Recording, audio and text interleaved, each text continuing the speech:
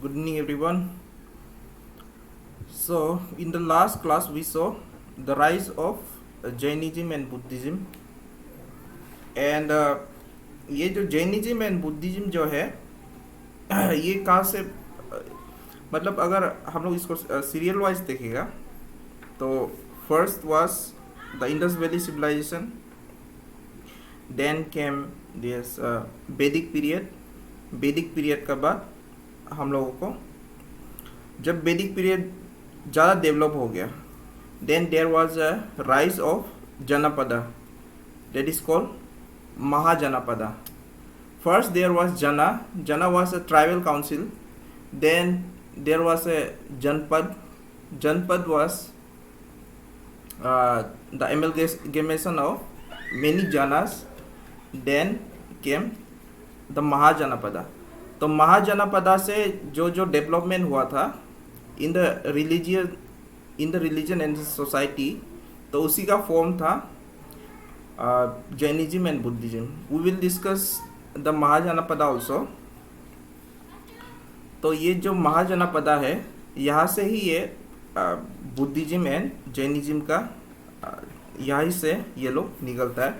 Then in the Buddhism we saw different elements of Buddha, his different stages of life and his philosophy. Now there is an important element here, that is the divide in the Buddhism. ठीक है, यहाँ पे बाद में Buddhism आगे जाके दो हिस्सा में बढ़ जाता है. This is the major division. Okay,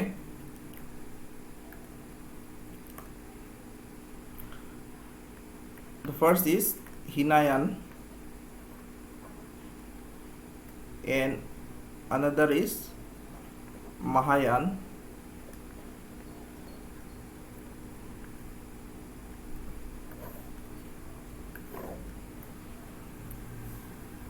Hinayan is also called no changer.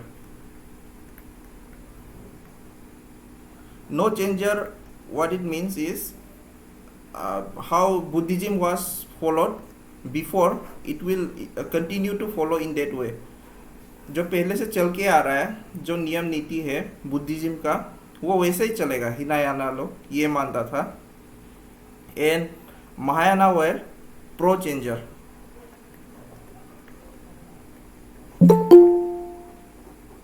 Pro changers, तो ये वर्ड आज आप लोग भी सुनता होगा. Pro BJP, pro Modi, pro right wing, ये सब सुनता होगा आप लोग. तो प्रो क्या है? वो जो चेंजेस के लिए जो आगे आता है, that is pro changer. Now जो मेन बुद्धिज्म था, दे वर अगेंस्ट दिस. सर आपका माइक ऑफ पे क्या? आई एम सॉरी,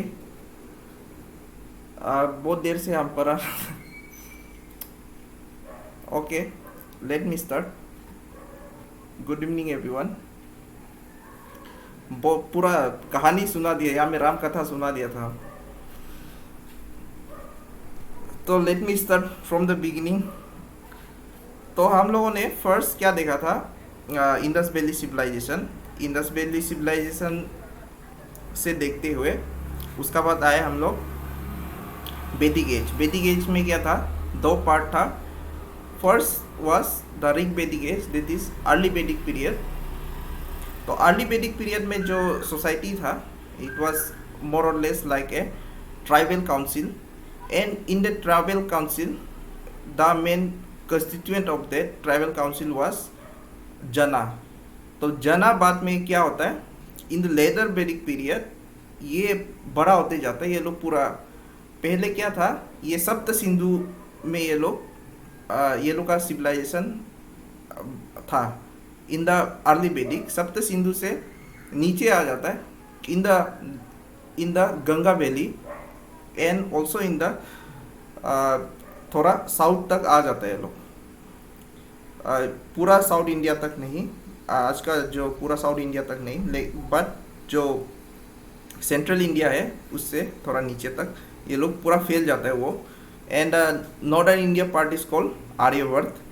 एंड वहाँ से क्या होता है, पहले जन था उसका जनपद बन जाता है इसमें, इन द लेटर वैदिक पीरियड जनपद बन जाता है। एंड वी सी उसका बाद और एक पार्ट आता है, that is when there was महाजनपद। महाजनपद, महाजनपद क्या है, फिर ये जनपद का फिर ये एक एनलार्ज, एक एनलार्ज टेरिटोरी है महाजनपद। तो जो हम लोगों ने जैनिज्म एंड बुद्धिज्म देखा था, तो ये महाजनपद से ही निकला हुआ है, ठीक है, महाजनपद से ही ये जैनिज्म एंड बुद्धिज्म निकला है। तो यहाँ पे रीजंस भी हम लोगों ने देखा था कि क्यों ये जो वैदिक कल्चर है इसका अगेंस्ट क्यों हो गया था। देयर वर डिफरेंट फैक्टर्स, और वो फैक्टर्स क्या क्या है वो हम लोगों ने देख लिया था। लाइक जो ब्राह्मण था, ब्राह्मण लोग यहाँ पे एक डोमिनेंट क्लास बन गया था, since the varna system was hereditary till now in the later Vedic period. और यहाँ पे क्या था, दूसरा वर्ना है जैसे कि वेशियस है, तो वेशियस लोग भी यहाँ पे, वो लोग का पास भी economically they were strong, because यहाँ पे ट्रेड फ्लोरिश हो गया था, और वो ट्रेड करने का कारण ही वेशिया भी एक इकोनॉमिकली स्ट्रॉन्ग एक ग्रुप, एक क्लास निकल के आया था। And they were ready to give there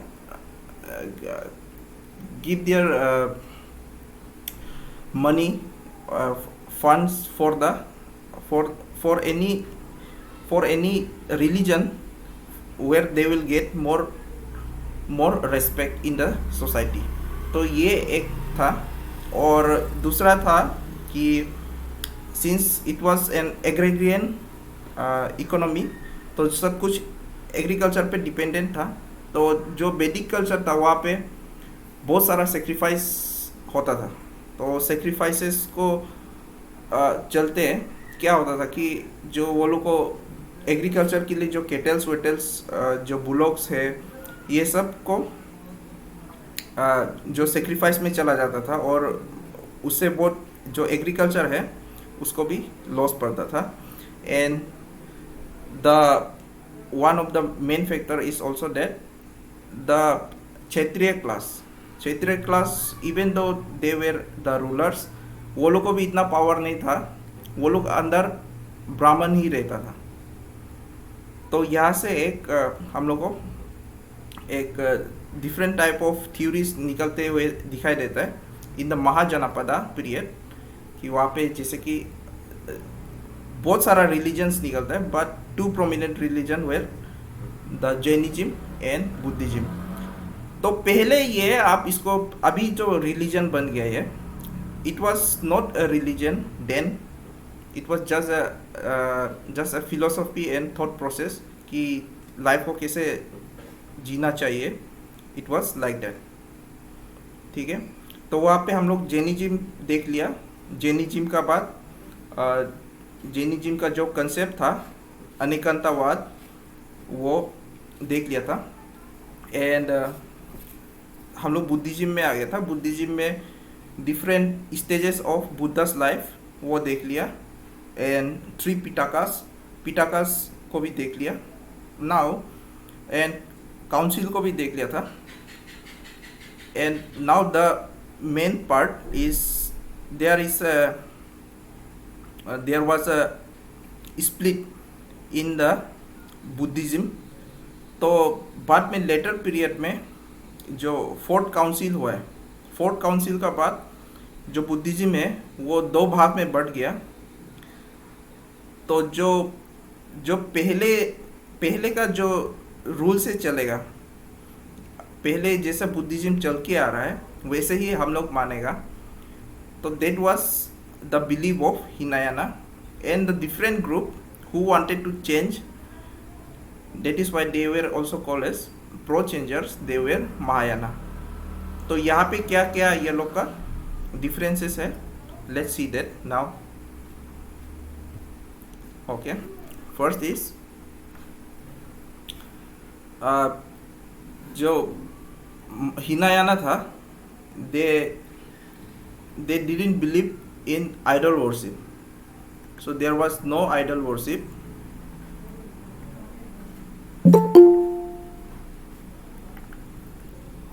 Even though they used to worship the symbols, they will use the symbols only.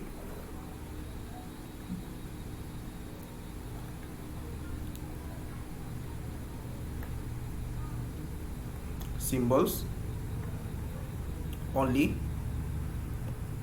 For example, the lotus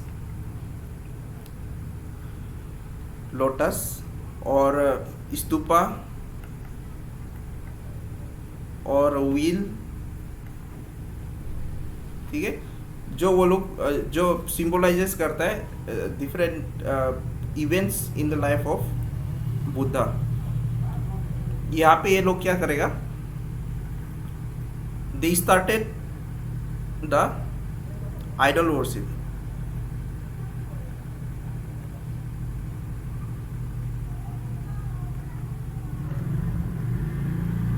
तो इसका जो महायाना का जो ये था, इसको जो सपोर्ट कर रहा था, इसमें मेन जो इसका सपोर्टर था, डेट वाज कनिष्का. ठीक है, Kanishka was the main supporter of this Mahayana. और जो कनिष्का है is related to Gandhara school of art. Gandhara school of art. तो जो गांधारा स्कूल ऑफ आर्ट है, तो आपको जो काबुल में अभी तक भी है, काबुल में आप ये देखा होगा, एक बड़ा स्टेचू है, उसका नाक को तोड़ दिया है ये जो तालिबानी लोग, उसको तोड़ दिया है वो मूर्ति लोग को. But that all was built by this Kanishka. Not all of them, but some of them, he supported that Gandhara school of art.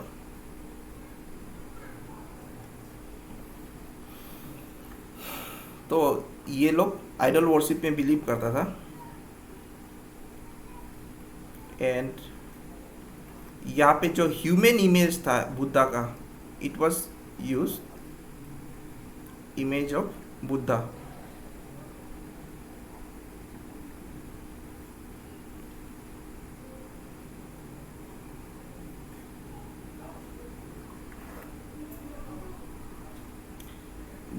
The Hinayana used to believe that, they believe that individual can attain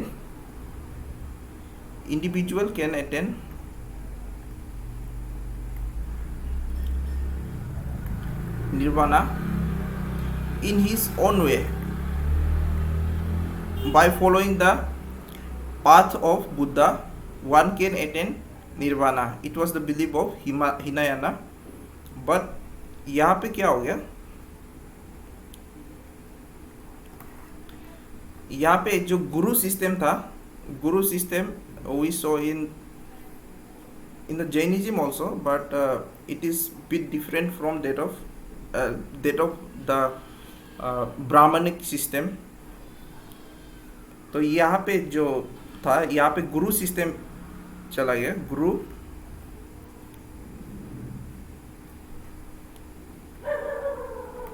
help to attain nirvana.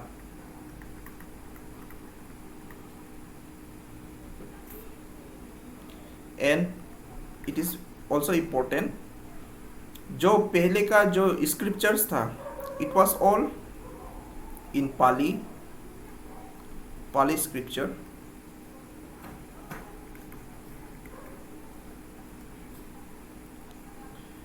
And it was changed to Sanskrit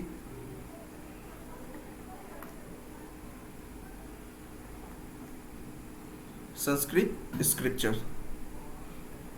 तो ये है main जो Buddhism जिसका changes आया है यहाँ पे। Now यहाँ पे जो बुद्धिस्ट आर्किटेक्चर है ये भी इम्पोर्टेंट है। सम of the name of the architectures, जो बिल्डिंग्स है क्या क्या नाम होता है।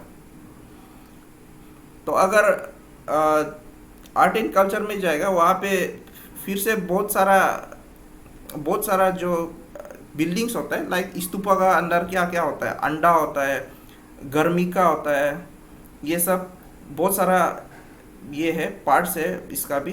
तो उतना डिटेल्स में नहीं जाने से भी होगा, but we have to see 3 structure.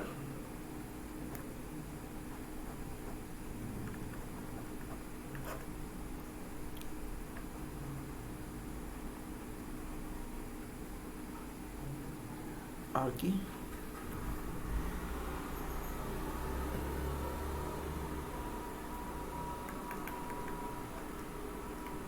architecture. First is Chaitya, that is the prayer hall.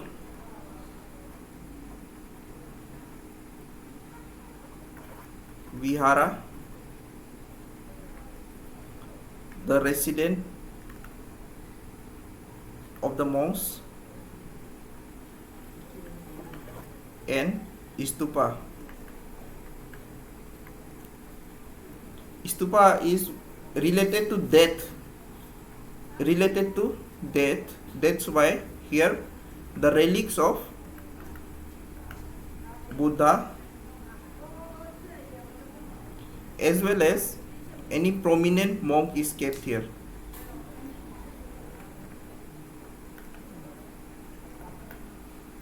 Relic of prominent monk is kept here.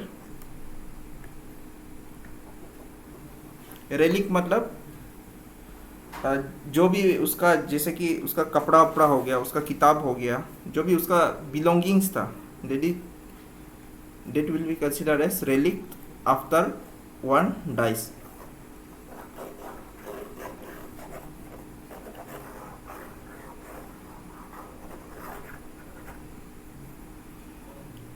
And there were famous Buddhist university also.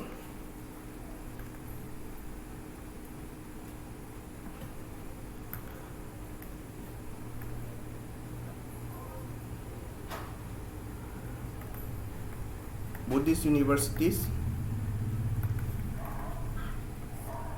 इसमें सबसे इम्पोर्टेंट है Nalanda.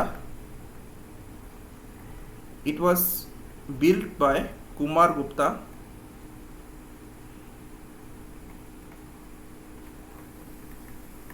Kumar Gupta 1, and Vikramshila is also important.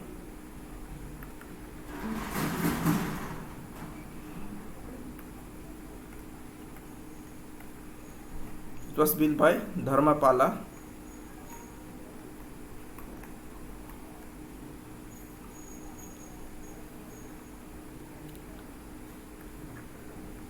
Somapuri. These two are important, okay.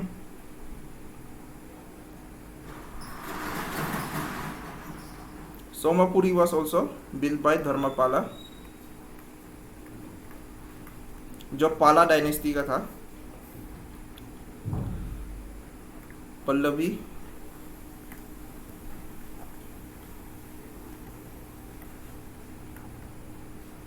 भाद्रका,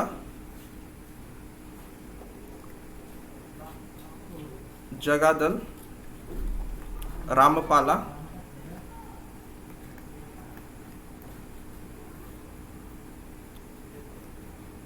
ओदनपुरी, it was Gopala.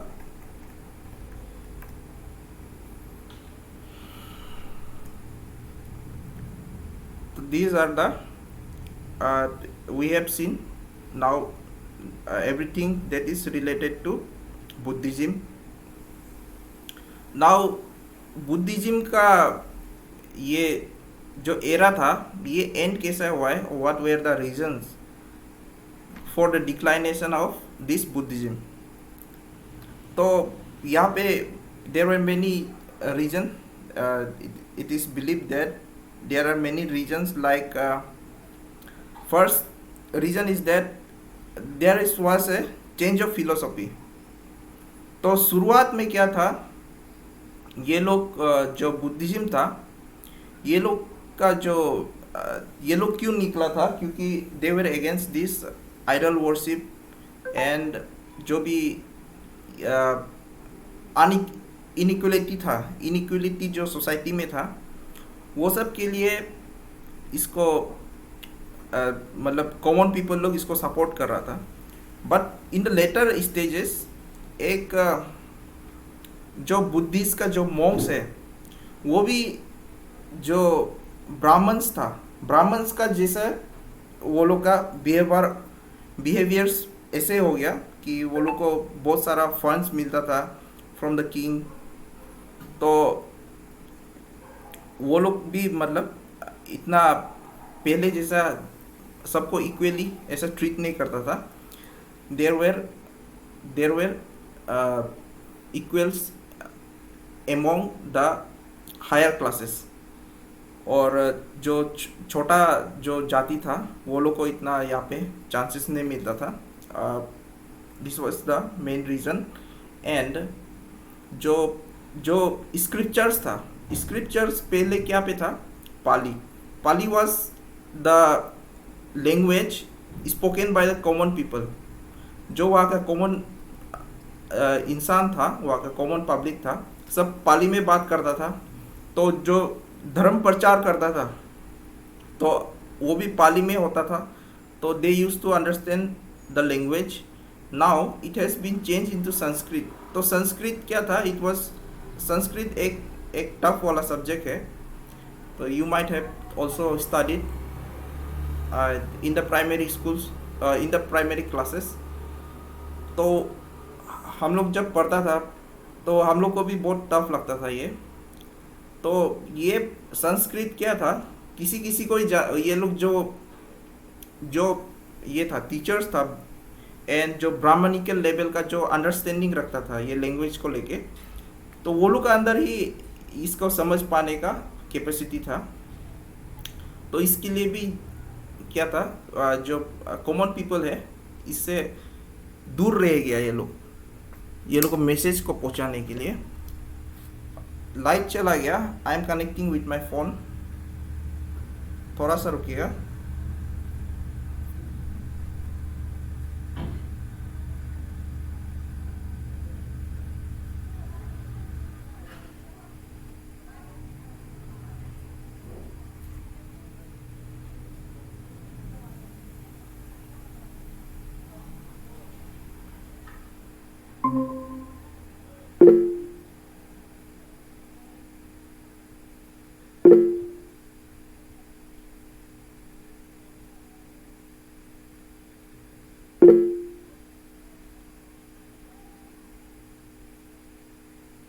सबको आवाज आ रहा है?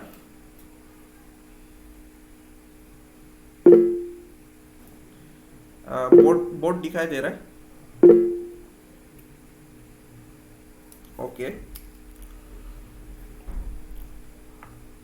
तो ये regions को ये इसका एग्जाम्स में ये जो ऑब्जेक्टिव टाइप क्वेश्चंस आने का ये चांसेस नहीं है। That is why I am not writing this. आप लोग इसे समझ लीजिए। तो हम लोगों ने दो देख लिया, दो रीज़न। एक तो था जो class difference, it was starting at this point in the later period of in the later period of this Buddhism. और एक था संस्कृत लैंग्वेज, और दूसरा था emergence of new Hindu Kings. तो बहुत सारा हिंदू किंग्स आया है जो ब्राह्मण रूलर्स था, जो ब्राह्मण ये लोग जो ब्राह्मण क्लासेस था ये लोग सपोर्ट करता था। And most some of them were themselves were Brahmans, like Sunga, जो विश्वामित्र सुंगा सुनता होगा।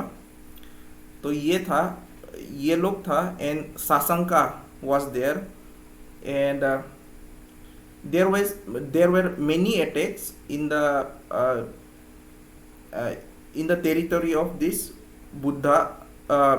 this Buddhism, like हुना अटैक. हुना एक ये था, ये सेंट्रल इंडिया का, सेंट्रल एशिया का एक ट्राइब था. तो ये लोग भी जो बुद्धिस्ट इस्टेब्लिशमेंट है ये सब में बहुत अटैक करता था, including the Hindu rulers also. ठीक है. And in the letter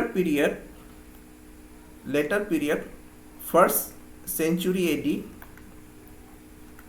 AD तक आते आते हम लोग देखने मिलेगा कि जो बुद्धिज्म है it was almost wipe from this Indian mainland. I am not talking about the subcontinent, I am talking about the Indian mainland. तो इंडियन मेनलैंड में ये फर्स्ट सेंचुरी एडी तक आते आते यहाँ पे जो बुद्धिज्म था ये कम्प्लीटली वाइप आउट हो गया था.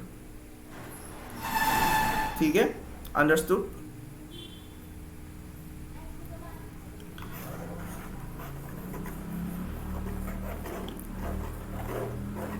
ओके.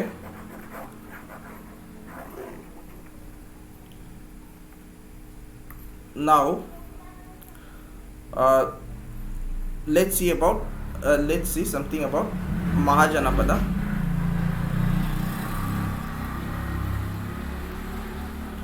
जो जैनिज्म एंड बुद्धिज्म निकला है वो महाजनापदा का जो कोई महाजनापदा का अंदर से ही ये जैनिज्म एंड बुद्धिज्म का उत्पन्न हुआ है. ठीक है.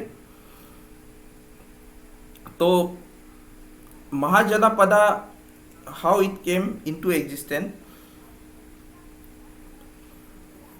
तो मेन इसमें इसका रीजन है 600 BC या 6th सेंचुरी BC में यहाँ पे जब वो लोग फैल रहा था इन द गंगा वैली, तो वहाँ पे क्या हुआ है, there was discovery of iron. यहाँ पे ये लोग को आयरन मिला है, एंड आयरन स्मेल्टिंग का जो टेक्नोलॉजी था वो भी ये पीरियड तक आके ये लोग अच्छा से सीख गया था स्मेल्टिंग करने के लिए. मतलब आयरन को एक्सट्रैक्ट करके उससे जो भी बनाएगा, वेपन बनाएगा या टूल्स बनाएगा. तो ये लोग जो गंगा वैली है अभी उत्तर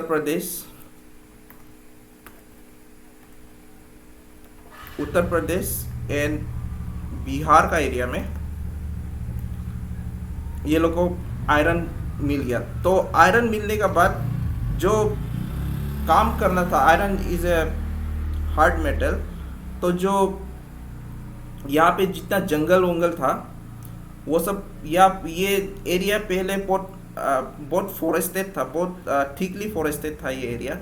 तो उसको क्लियर करके वहाँ पे एग्रीकल्चर करने के लिए ये लोग को और सुविधा हो गया after the discovery of iron.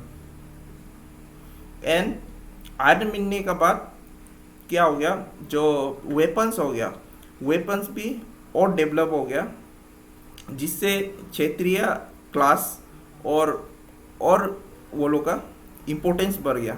Since वो लोग क्या करता था, अपना जो किंगडम है, किंगडम को बढ़ाने के लिए एक दूसरा से लड़ते रहता था यहाँ पे इस समय में. एंड एग्रीकल्चर का साथ साथ ट्रेड बढ़ गया. ठीक है. व्हेन दिस एग्रीकल्चर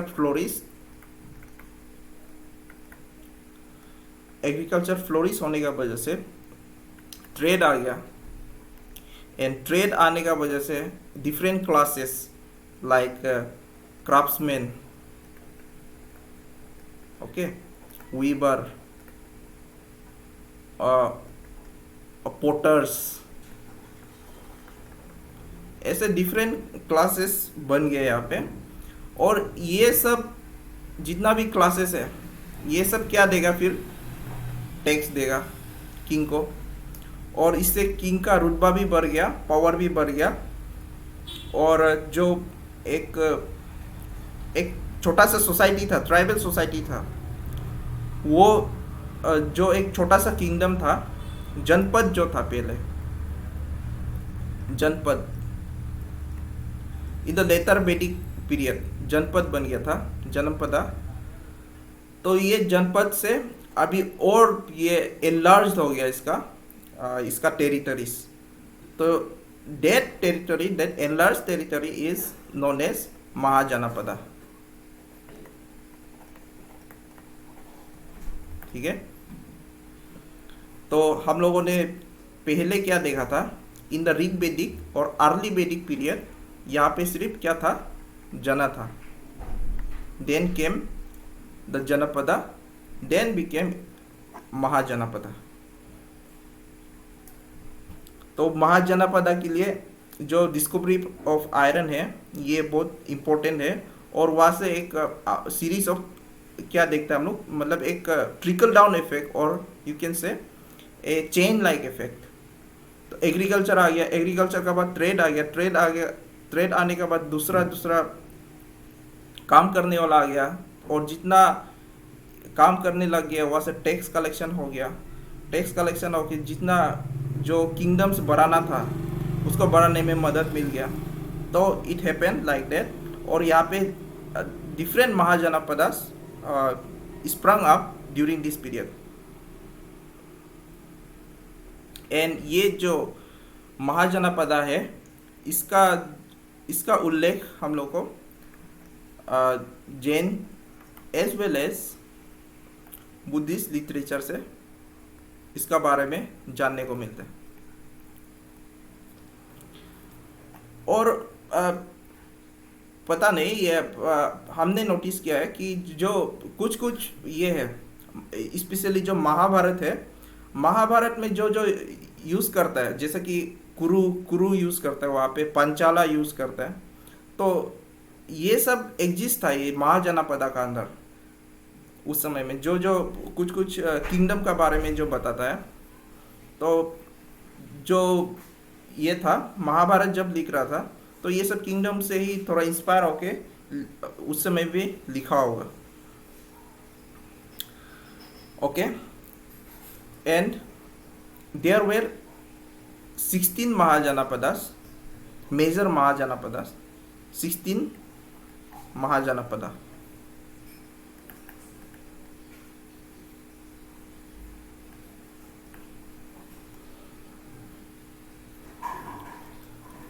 इसको हिंदी में जब बोलता है इसको महाजनपद बोलता है, then in English it is called as Mahajanapada. और ये जो महाजनपद है, महाजनपद दो टाइप का था। इसका जो स्ट्रक्चर था, जैसे कि आजकल जो गवर्नमेंट होता है, गवर्नमेंट का क्या है आजकल, डेमोक्रेसी होता है या तो कम्युनिज्म होता है। इसमें क्या था, कोई लोग रिपब्लिक था and some of them were the monarchical.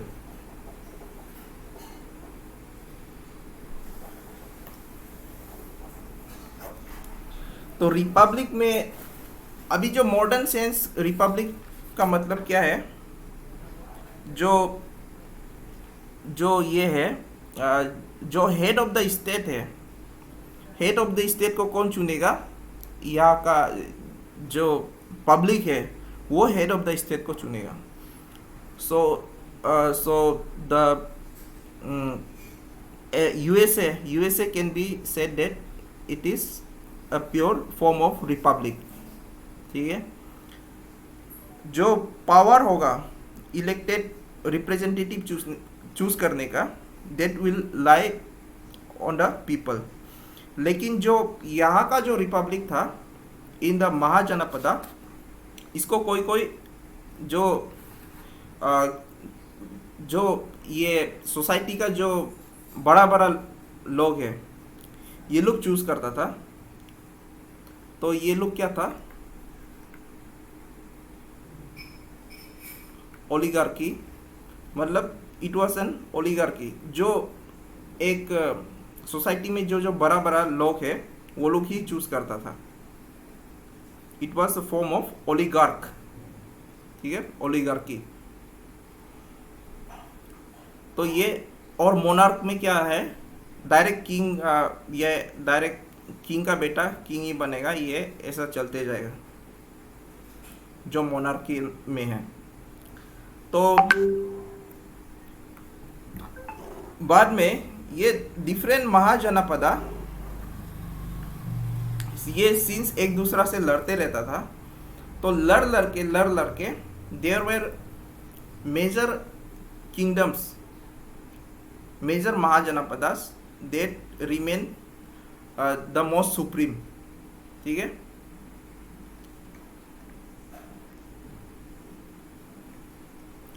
ये सबसे सुप्रीम वाला जो महाजनपदा,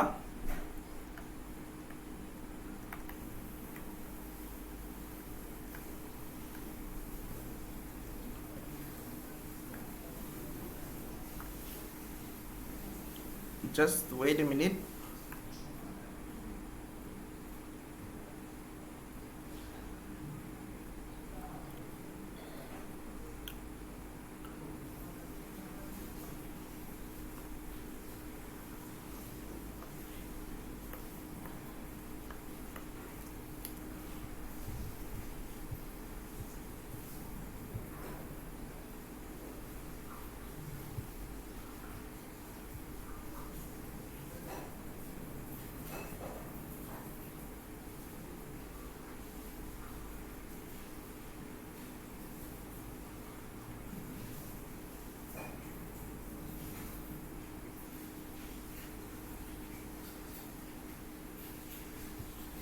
okay,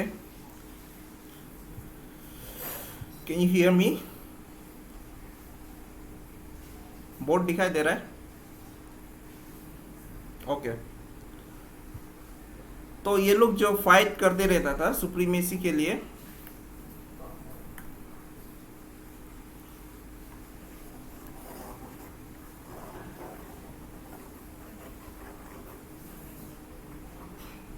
तो सुप्रीमेसी के लिए जब फाइट करते रहता था, तो इसमें से चार जो महाजनपदा था, they became the supreme power.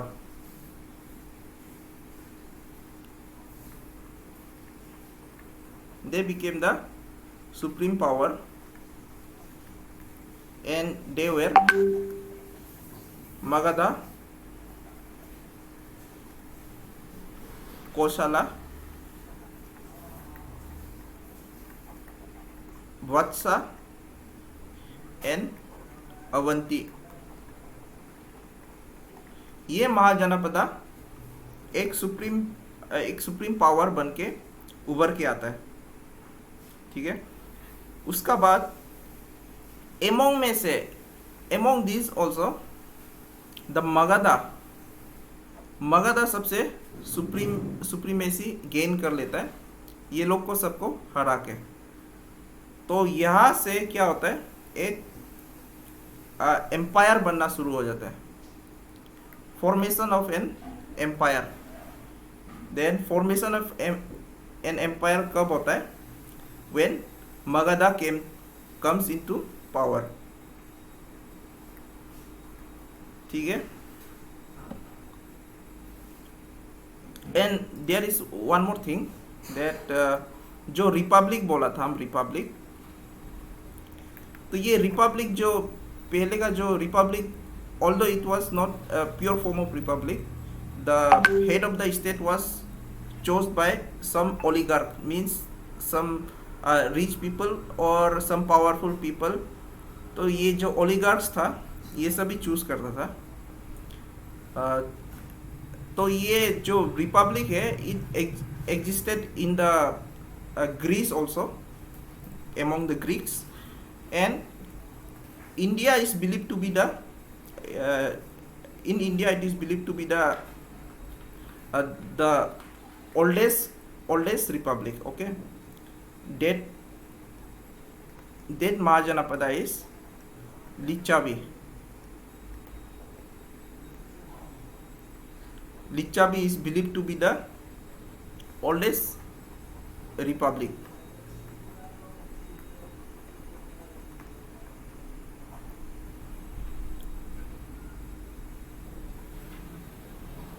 तो यहाँ पे now let's come to this Magadha. यहाँ पे जब एम्पायर क्रिएशन हुआ है, मीन्स इंडिया में फर्स्ट टाइम एक एम्पायर बना है, very large area came under one power, that was Magadha. Okay, now let's see the Magadha Empire.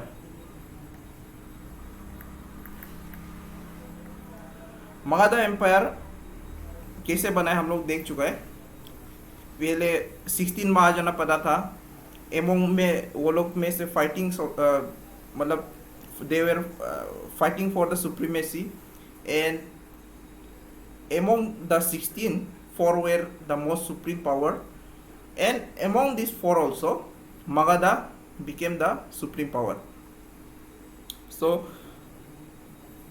इसका जो मगधा एक सुप्रीम एम्पायर बनने का, इसका पीछे भी बहुत सारा रीजंस है. First was that the leaders where strong. ठीक है, strong leader. Magadha had strong leader like बिंबिसारा, Ajatashatru. Okay, वो सब एक स्ट्रॉन्ग लीडर था, एक विजनरी लीडर था ये लोग. द मगधन एम्पायर का जो लीडर्स था. And it had 2 Capitals. Even though it won't come in your objective type of exam, the objective type of question में ये नहीं आएगा, बट ऐसे आप लोग जान लीजिए, क्योंकि जब आपको बैकग्राउंड मिलता है तो आपको याद रखने में ज़्यादा आसानी रहता है. तो 2 कैपिटल्स में फर्स्ट वाज राजगीर, राजगृह भी बोलता है इसको, राजगृह और Rajgir. And another one was Pataliputra.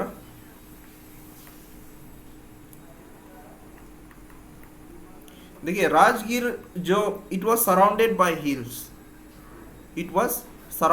Hills, तो जो अटैक करने से क्या था, पहले में अभी भी जब आप कोई कंट्री को अटैक करता है तो उसका जो कैपिटल है, कैपिटल में फर्स्ट अटैक करता है. और जो एडमिनिस्ट्रेटिव बिल्डिंग है उस समय में क्या है था, फोर्ट. तो जो भी आप ये कू में भी देखा होगा, it is not pronounce coup. Okay, coup pronounce करता है इसको, कू देता प्रोनाउंस करता है. देयर इज वन ऐसा कुछ है ये कू देते, कुछ ऐसा देखने में ऐसा लगता है. ये स्पेलिंग गलती है शायद, लेकिन उसको कू देता प्रोनाउंस करता है. तो ये जो कू होता है, तो कू में भी आपने देखा होगा जो पार्लियामेंट्स होगा, जो भी वहाँ का पावरफुल बिल्डिंग होता है उसको ही अटैक करता है. तो उस समय में क्या था, फोर्ट्स लोग को अटैक करता था. फोर्ट्स जो भी कैपिटल का, वो लोग का जो मेन एडमिनिस्ट्रेटिव या किंग जहाँ रहता है, वो फोर्ट को अटैक कर देने से वो अगर गिर गया, डेट मीन्स वो पूरा टेरिटरी उसका अंदर कब्जा हो जाता था. तो it was like that in ancient periods. Till now it is something similar like that. तो राजगीर जो क्या था, ये चारों ओर से इट वाज सराउंडेड बाय हिल. तो यहाँ पे अटैक करने के लिए बहुत मुश्किल होता था राजगीर में. एंड पाटलिपुत्र में क्या था, Pataliputra had many reverse like Ganga, Son, Gandak.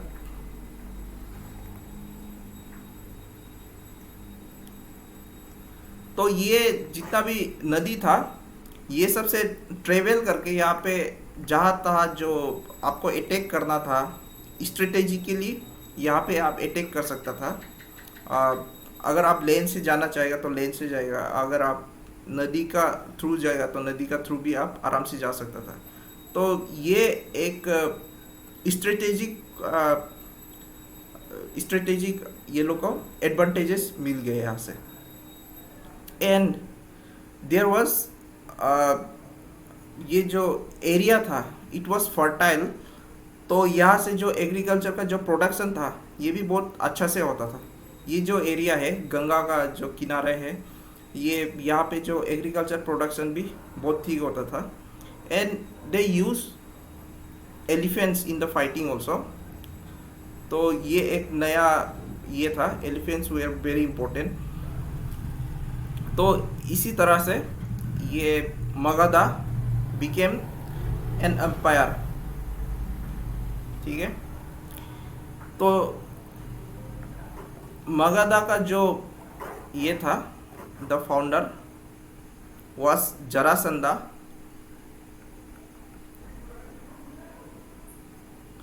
Founder was Jarasandha, and his son was Brihadrata. तो ये फाउंडर था and he was succeeded by his son बृहद्रथा।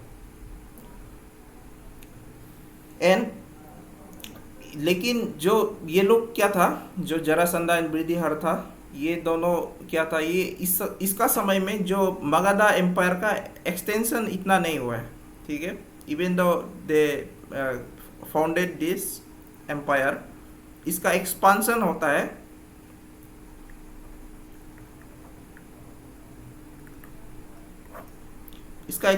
होता है from the Haryanka dynasty. Haryanka dynasty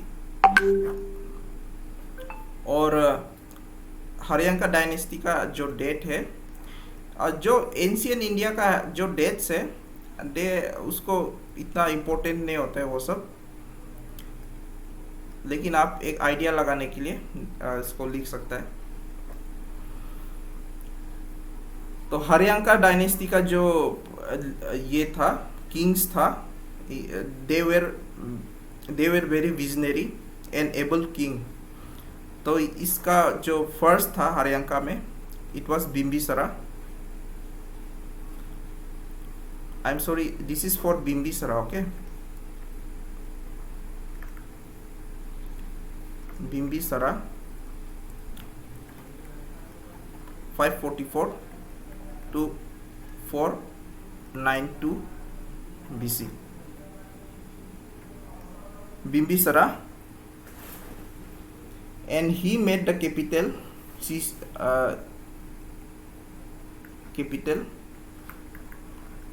to Rajgir।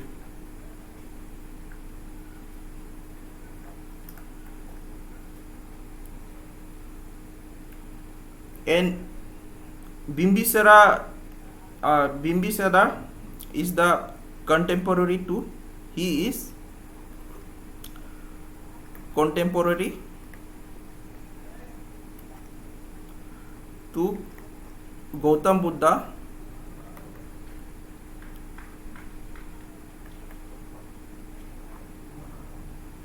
and Mahavir.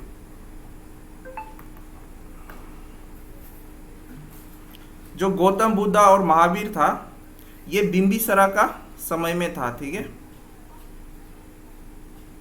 Bimbisara इसको ऐसा लिखना चाहिए था, आप लोग उसको खुद से देख लीजिए।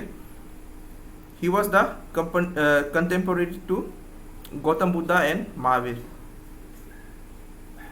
And he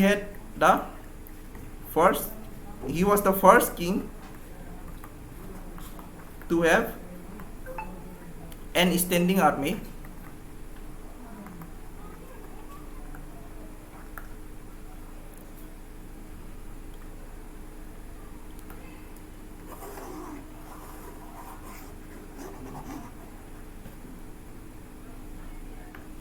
After Bimbisara, his son was Ajatasattu.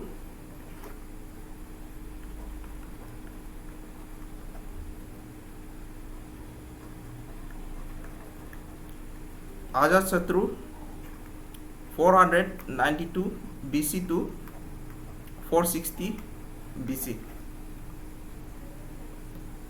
It is believed that Bimbisara was killed by Ajatasattu. It is just a belief that he killed and he occupied the throne by killing his own father.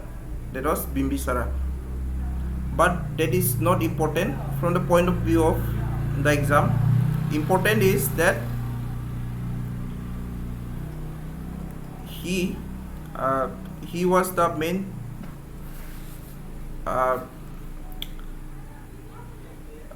he supported the first Buddhist council. First Buddhist council.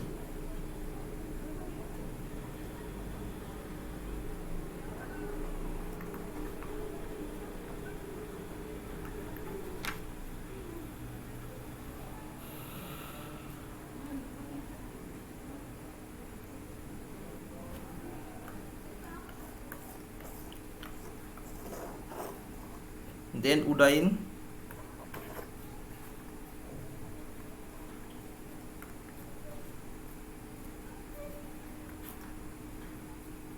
Udayin 460 to 444 BC.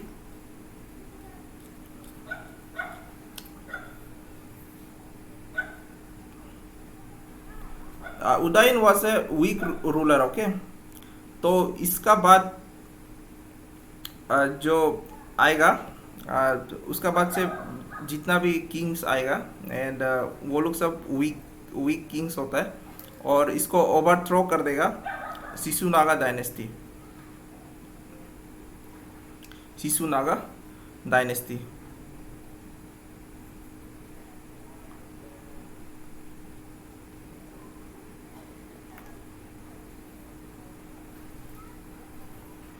इसका बाद और एक आता है but वो लोग सब week ruler होते हैं लाइक नागा दक्षक इस सन.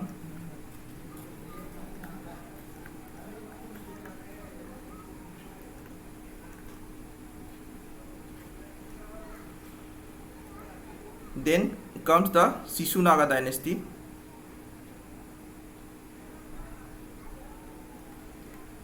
ये सब जो डायनेस्टी आ रहा है it is under Magadha empire only. Okay, आप कंफ्यूज नहीं होना है. It is just dynasty, different dynasty is ruling.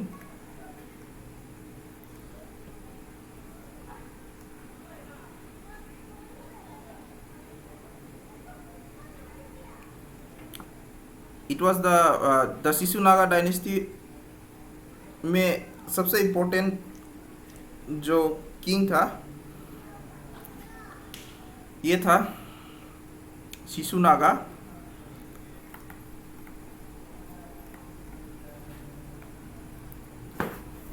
And after that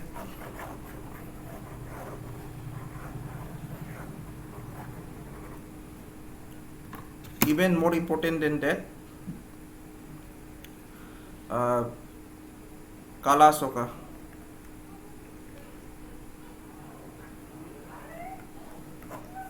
काला अशोका इसलिए इम्पोर्टेंट है क्योंकि ये सेकेंड बुद्धिस्ट काउंसिल में सपोर्ट किया था ये.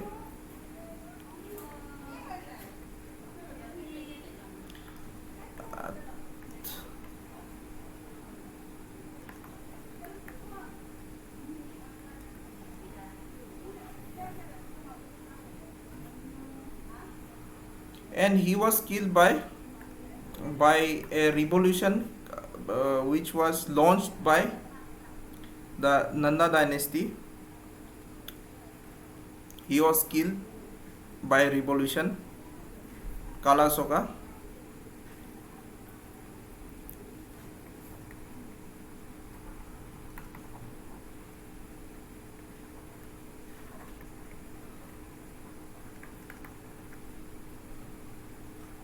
By नंदा डायनेस्टी, उसके बाद नंदा डायनेस्टी शुरू हो जाता है यहाँ पे।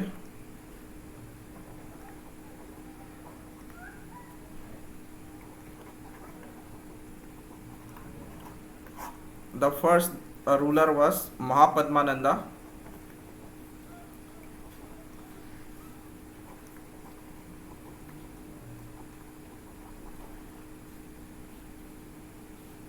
एंड महापद्मानंदा यही ये रिवोल्यूशन को करता है and he kill this कलाशोका। And जो नंदा है, नंदा का जो इसका जो लीनिएज है, it is believe that Mahapadmananda, it is believe that ये जो इसका लीनिएज जो है is from the low cast.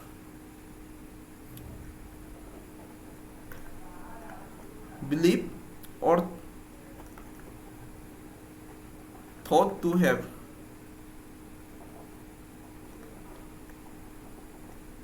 come from low caste background।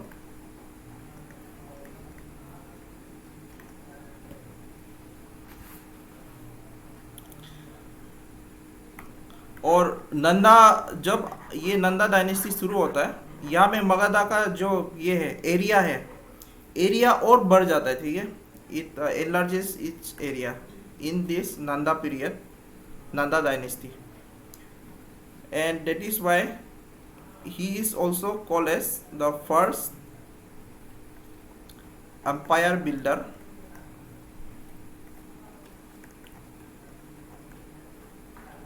of Indian history।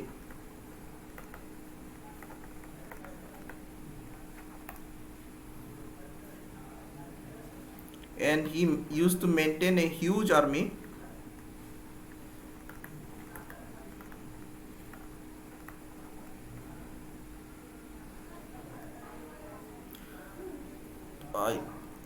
या ये जो रिटेन डॉक्यूमेंट्स है वहाँ पे, हालांकि इसका जो डाटा दिया हुआ है इसको थोड़ा एग्जेजरेट करके लिखा हुआ है, ये बोलता है, but it is written here that इसमें बहुत सारा जैसे कि 2 से 3 लाख ऐसा इन्फेंट्री था इसका, और ऐसे कैवलरी था और एलिफेंट्स था ऐसा, लेकिन एक बहुत हाई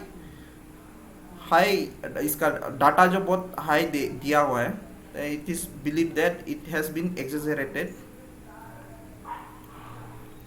एग्जेजरेशन करने से भी ये इसका पास क्या था, अगर नंबर थोड़ा कम होने से भी इसका पास डेफिनेटली उस समय के लिए बहुत सारा आर्मीज था।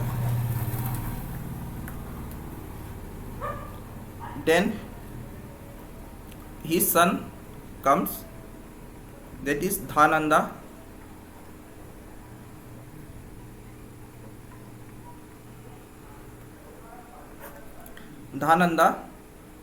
धानंदा का पीरियड में ही जो अलेक्जेंडर है, सिकंदर, जो हिंदी में जिसको सिकंदर बोलता है, Alexander, he invaded the north west part of India. तो जितना भी इन्वेजन होता है, फॉरेन इन्वेजन, हम लोग क्या देखेगा अभी से टिल द मुगल पीरियड, जो भी इन्वेडर्स आएगा it all comes from north west India, that is the Punjab reason, through the Hindu Kush mountain and Khyber पास। तो यहाँ से जितना इन्वेडर्स आएगा यही से आएगा। Okay, Alexander invaded during his period, okay, Dhananda's period, northwest India।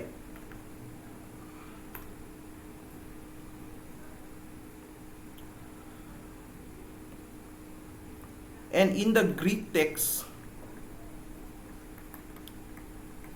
he is called as जो धानंदा है इसका नाम क्या है, एग्रमेस।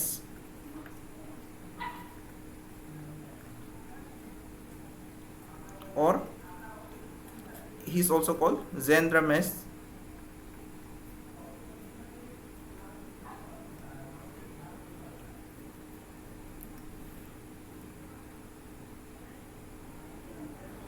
और ये धानंदा को ओवरथ्रो करेगा चंद्रगुप्ता मौर्य, एंड वहाँ से फिर से मौर्यन एम्पायर शुरू हो जाएगा। ठीक है, वहाँ से मौर्यन एम्पायर शुरू हो जाएगा। He will be overthrown by, he is overthrown bye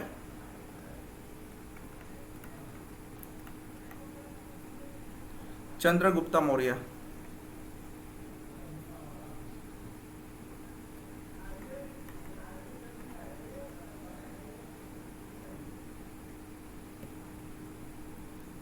और किसका हेल्प से? इसका जो इसका मिनिस्टर था, चंद्रगुप्ता का minister, he is even more famous than Chandragupta Maurya I think. ही जो अमित शाह है, अमित शाह को अभी क्या बोलता है? चाणक्य। तो इसका जो मिनिस्टर था, ही वॉज कॉल्ड चाणक्य और कौटिल्य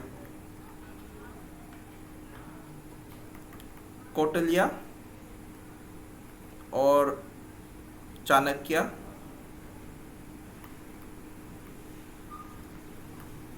तो चाणक्य नीति आपने सुना होगा। तो Amit Shah is called the modern Chanakya in this modern Indian context. और इसका हेल्प से चंद्रगुप्ता ओवरथ्रो करता है नालंदा को, एंड यहाँ से एक नया एरा शुरू हो जाएगा, that is the Mauryan empire. और मौर्यन एम्पायर और ये पूरा फैल जाएगा, पूरा खैबर पास तक इसका एक्सटेंड चला जाएगा। मींस पूरा ये पाकिस्तान का जो सिंध रीजन से लेके ईरान का कुछ रीजन से लेके अप टू नेपाल और इस तरफ में up to some part of Bangladesh also. तो इतना इसका फैल गया था चंद्रगुप्ता मौर्य का समय में। और चंद्रगुप्ता मौर्य का जो वंशज आएगा उसमें से सबसे फिरोसियस and visionary will be Ashoka. Okay, तो हम लोग मौर्यन एम्पायर को बाद में देखेगा, बट अभी क्या देखना है हम लोग को? The first foreign invasion. ठीक है, तो ये जो धानंदा था, धानंदा का समय में there was foreign invasion that is called the Iranian invasion. तो ईरानियन को पहले तो ईरानियन नहीं बोलता था, पर्शियन बोलता था। तो यू में से ईरानियन और Persian that is the same thing. जो पुराना नाम है दैट इज पर्शिया। तो पर्शिया का तरफ से जो अटैक था वो हुआ था इन द पीरियड ऑफ धानंदा। और धानंदा का जो ये था, इसका जो ध्यान था वो इसका नॉर्थ वेस्ट एरिया को उसको उस तरफ बचाने में इसका ध्यान चला गया। और जहाँ तहाँ से अटैक हो रहा था, तो इसका चांस मिलते ही ये चंद्रगुप्ता मौर्य इसका जो थ्रोन है उसको छीन लेते हैं। ओके, तो in this धानंदास period there was Persian attack, Persian invasion. Let's see that.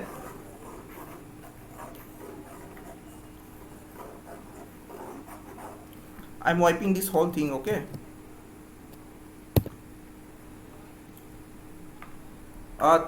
ताजुम समझ में आ रहा है क्या क्या बोल रहा है? हाँ सर। ठीक है, जस्ट कहानी को याद रखिए क्या क्या हो रहा है। मतलब एक सीरीज है ना, सीरीज। अगर आप फैक्ट्स को याद नहीं होने से भी कैसे चल रहा है, हिस्ट्री कैसे चल रहा है, उसको ध्यान दीजिए। तो आप बाद में कोई भी किताब पढ़ो, कहीं से भी पढ़ो, आपको वो एक क्या है स्ट्रक्चर याद रह जाने के बाद वो आपके लिए और इजी रह जाता है उसका बाद। सो द पर्शियन और द ईरानियन invasion.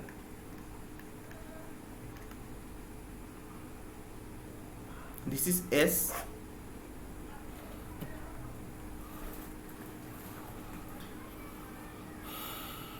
तो ईस्टर्न इंडिया में हम लोगों ने क्या देखा था, ये मगधन एम्पायर था। तो मगधन एम्पायर जो ये अभी प्रेजेंट डे जो यूपी हो गया, बिहार हो गया, ये पूरा एक्सटेंट इसका अंदर था, मगध मगध का अंदर था। ओके,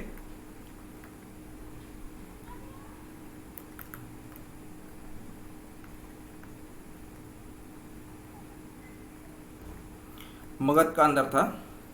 और अगर इंग्लिश में इसको मगधा और Magadhan empire.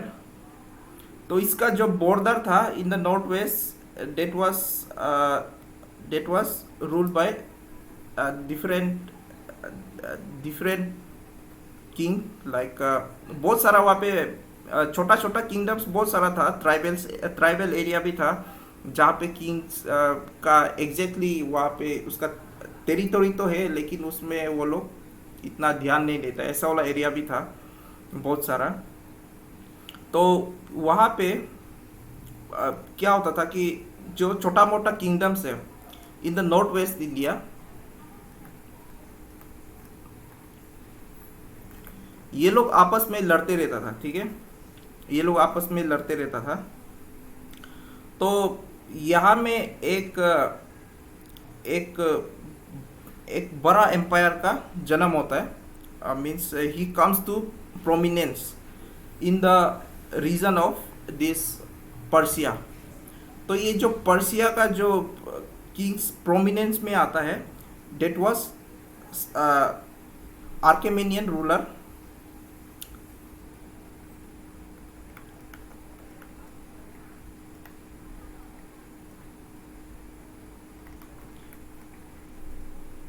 Armenian ruler, his name was Cyrus. तो आपने ये एक फिल्म देखा है क्या, कौन एयर? कौन एयर में जो गुंडा का नाम होता है उसका नाम साइरस द वायरस होता है। तो ये साइरस को जब भी पढ़ता है उसका याद आ जाता है। तो एनीवे, तो ये साइरस पूरा ये एरिया जितना भी ये अभी का, उस समय में क्या था, बेबीलोन बेबीलोन करके एक जगह था, एंड पूरा ये ग्रीस का पार्ट, पूरा ये मिडिल ईस्ट का जितना पार्ट है उसको सब ये इसका अंदर आ जाता है, साइरस का अंदर। और सिंस ये नॉर्थ वेस्ट इंडिया में जो पेटी किंगडम्स है, के पेटी किंगडम्स ये आपस में लड़ रहा था, बहुत सारा पेटी किंगडम्स। तो इसको चांस देखते हुए ये पेनिट्रेट करता है इंडिया का तरफ। तो अब अगर आप अगर वर्ल्ड मैप देखेगा तो ये पूरा इंडिया का इस तरफ जो ईरान हो गया, ईरान का ऊपर तरफ टर्की और की एरिया पूरा, ये उस समय में कुछ रीजन सागर का अंदर नहीं था, जैसे कि Babylon is no more now. तो बेबीलोन का जो ये है रिमेन्स है वो भी सागर का अंदर में आपको देखने मिलता है आजकल। फिर से लाइट चला गया, आई एम कनेक्टिंग।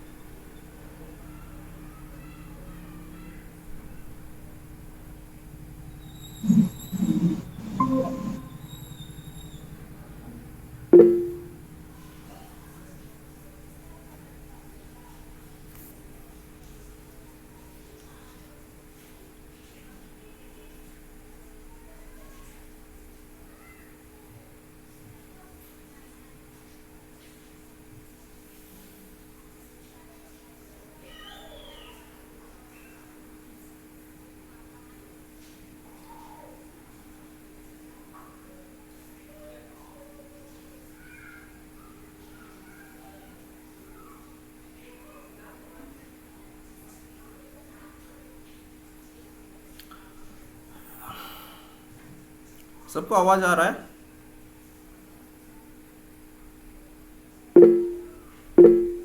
ओके, ये व्हाइट बोर्ड को थोड़ा आने दीजिए, ये फ़ोन से कनेक्ट किया, दैट्स वाई ये थोड़ा स्लो चल रहा है। एनीवेज, हम इसको आपको लेक्चर को कंटिन्यू रखिएगा, आप बारबेली आप इसको अभी सुन लीजिए। तो जो पूरा होल एरिया था, जो अभी का मिडिल ईस्ट वाला एरिया है, दैट इज द ईरान हो गया, तुर्की हो गया, ये नीचे में ईरान का ऊपर जो ग्रीस का जो जितना एरिया था, ये सब आ गया था साइरस का अंदर। एंड नॉर्थ वेस्ट इंडिया में बहुत सारा पेटी किंगडम्स था, ये आपस में लड़ते रहता था।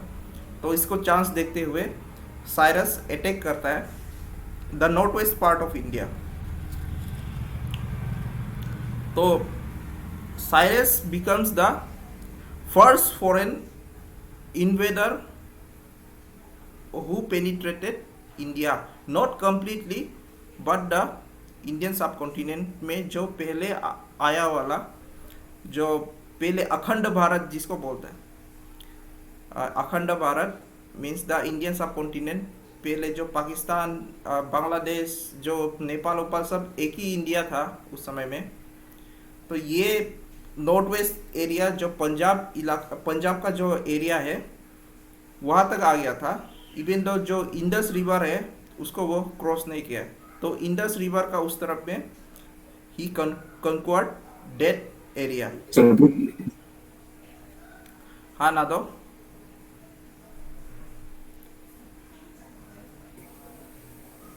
यस दादो।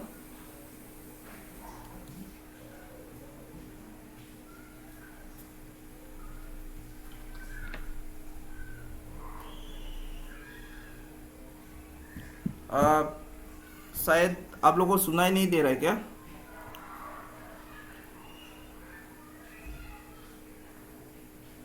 सर आपका आवाज सुनाई नहीं दे रहा है। ओके, तो हम लोग कल इसको क्लास को कल कंटिन्यू करेगा, ठीक है? अभी सुनाई दे रहा है कुछ?